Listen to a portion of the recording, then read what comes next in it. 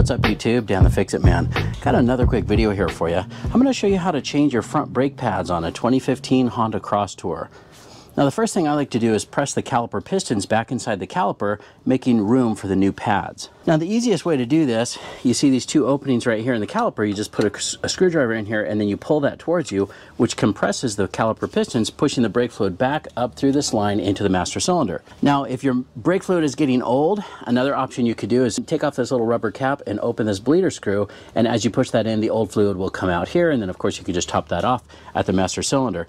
In our case, we're not going to change the fluid, but let's go take a look and make sure that we have enough room inside the master cylinder so that that doesn't overflow when we do that and make a big mess. All right, so here's our master cylinder, and you can see the fluid level is down a ways, so we do have enough room to push that up. A lot of people ask me, why don't I take the cap off, or if you need to take the cap off when pushing these caliper pistons back in, and you really don't. I've been leaving the cap on as much as possible because introducing new air has more moisture. The brake fluid will absorb moisture, and that causes it to degrade, and it will go bad faster. In this case, we know that our brake fluid looks okay, so we've got room and we can push that back in.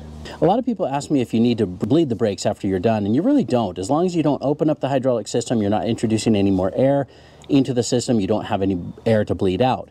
In our case, we're not changing the fluid, we're not even going to open this. People ask me if you need to open this to be able to push the caliper pistons back in.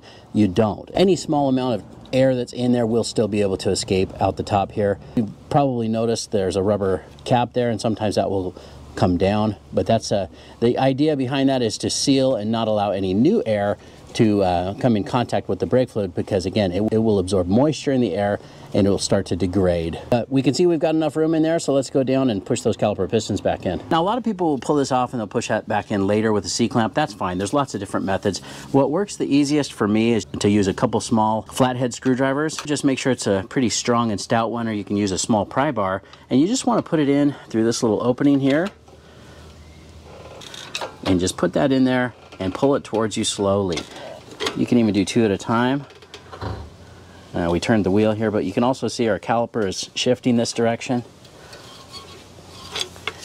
That's how you can verify that your slide pins are not stuck. I'm going to come back over here. See, I just pushed that pad out of the way. I don't know if that showed up on camera, but now I'm wedging it in between the rotor and the pad, and I'm going to do the same thing just to make sure that those caliper pistons are pushed all the way in. Sometimes I still need to use that caliper compression tool, but this feels like I got it all the way in. So we should be good to go for the new pads. It should be able to fit in there, no problem now. Now we can remove these caliper slide pin bolts. Those are 14 millimeter, and I'm just going to use the impact here. Now just a quick note on these before I do that. You may need to get a 19 millimeter open end wrench to hold the slide pin steady while you loosen and remove the slide pin bolts. The reason for that is a lot of times these will spin. Sometimes you need to use this when tightening them as well. But on the impact, it usually just spins them off like that and that. So we'll pull these out, set those aside. Now it helps to have a couple of these caliper hooks. They really help to hold this in place so that you're not dangling from the brake line and not going to cause any damage. Because the spring is so far away here, I'm going to put one hook there. And you can see our brake line is attached here, and so we don't have as much room. But let's pull that off, and we're just going to link two of these together. And I'm just going to see if I can hook that right there. There we go. So now the pressure is on these hooks, not on the brake line. You'll notice this has these two spreader springs that push the brake pads apart, preventing them from dragging on the rotor. We'll pull those out next, and then we can pop out the brake pads. And you can see right here, this has the little squealer or noise maker on the inside pad at the top. And you can see we got a little bit of cracking there on the brake pad. Looks like actually we do have some damage here. This one was probably about to pop off. So it's a good thing we caught that when we did. Yeah, check that out. You can see, I don't know how well that's going to show up on camera, but you can see that there's almost some separation here in the pad material from the backing plate. Yeah, right here too, you can see some separation. So these have probably just gotten real hot. They're probably pretty old. Of course, it's time to change them, but glad we caught that. And we do have new hardware, so we're going to pull off these little retainer clips or abutment clips, and we'll toss those. If you don't have them, you can always clean these up. They recommend changing them every time, but sometimes if you're in a bind, you can reuse them. Now we're also going to pop out our slide pins and clean them and put a new grease and put them back in. But you can see that they do spin pretty freely. In order to take them out though, sometimes it's a little tricky. You kind of got to pull out on the slide pin and kind of twist it around and pull that boot off of this little shoulder. There we go, and you can see those are pretty dirty. Just get those cleaned up. Now sometimes I'll put the slide pin back in there and pull it out again, catch any more debris and grease that's in there. This one's actually not too bad. And for the brake grease, we're going to use Sil Glide. It's what I usually use. Works great on caliper slide pins and any of the contact points, the non-friction points, of course, of the pad material. I'm just going to kind of smear that around on the glove. That should be good. And put that right back in. And when you push these in, that little boot will pop up onto that shoulder of the slide pin again. But you also need to squeeze that a little bit because sometimes there's trapped air in there. Let's do that. It's almost like you're burping it, and just burp out that air, and that looks good. Same with the bottom one here. There we go. You'll notice that this one does not have that little rubber ring or the little bushing on the end of the slide pin like the upper one did. A lot of times if I used to do these at the same time, I would mix up, you know, which one had the bushing and which one didn't. So I try to do these one at a time so I don't mix them up. And some more grease there. That should be good. See, you don't want it to push out so fast like that, and that means you've got either too much grease or some trapped air. There we go. That, a little bit like that is okay. Now before we put the new clips in place, I like to clean that off. I'm just going to use this little wire brush here on a drill, but you could use, you know, just about any wire brush to clean off all that rust or debris or any corrosion on there. I just recommend you wear some safety goggles if you're going to use a drill brush like this.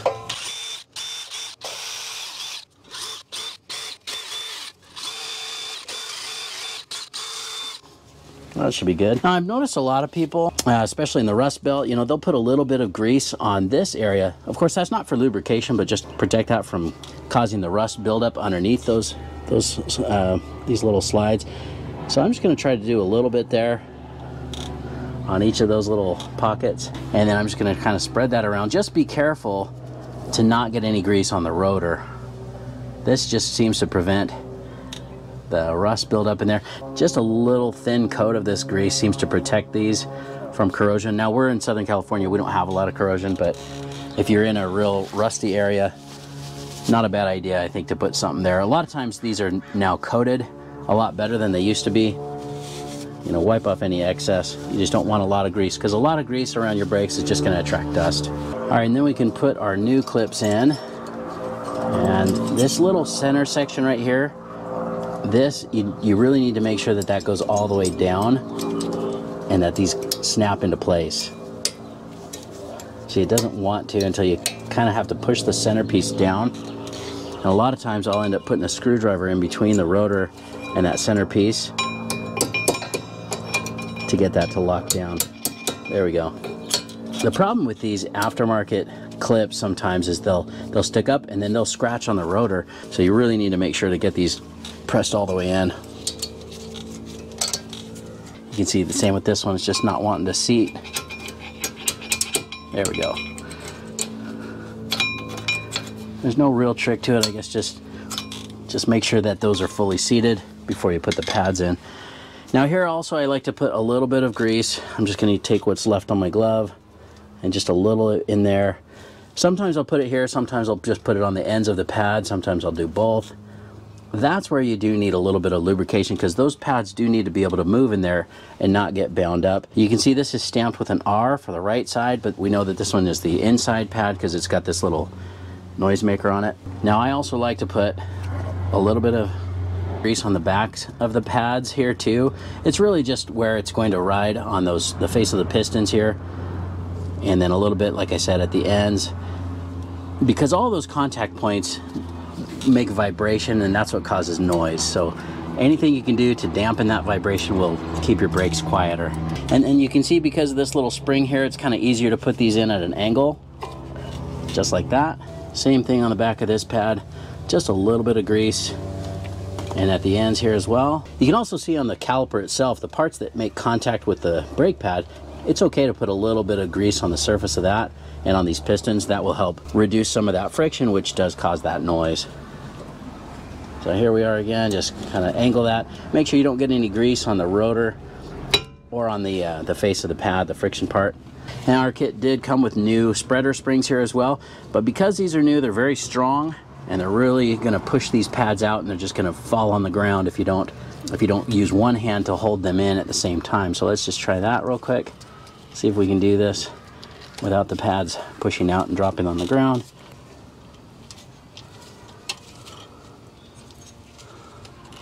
And they just fit right into the holes there at the ends of the pads. You can see if you let go, this is really just going to push out and drop on the ground.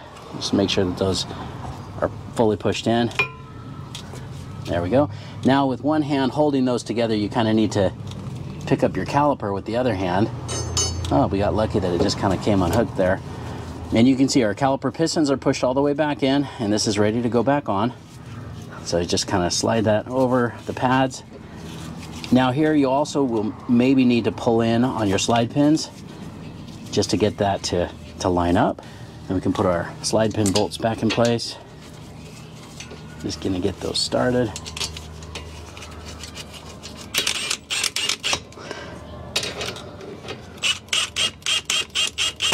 I'm just snugging those up with the impact, of course. And we're gonna torque this to 37 foot-pounds. This is my torque wrench here. It's the Gear Wrench 85062. Really like it. Comes in handy. It's real easy to change, but we've got it set to 37. Now here's where we may need that wrench if these do want to spin. Yep, you can see that slide pin just wanting to rotate with the bolt that I'm turning. So we're going to use a 19 millimeter thin open end wrench. You might, if you don't have a thin wrench, you can take a 19 millimeter wrench and just grind it until it's thinner to fit in there. There we go. And you're done. That's really it. Don't forget to take off your little hooks that hold the caliper before you put the wheel back on. Now just make sure before you head out just to step on the brake pedal a few times, which will push the caliper pistons back out and pushing those pads up against the rotor where they need to be. When you do that, don't press the brake pedal all the way to the floor because that can damage the seals in your master cylinder. You just want to press it about halfway down several times until it feels firm. Usually only takes 3 or 4 pumps, and then that will push these caliper pistons back out and you'll be good to go. Also remember to double check your master cylinder and top that off if needed.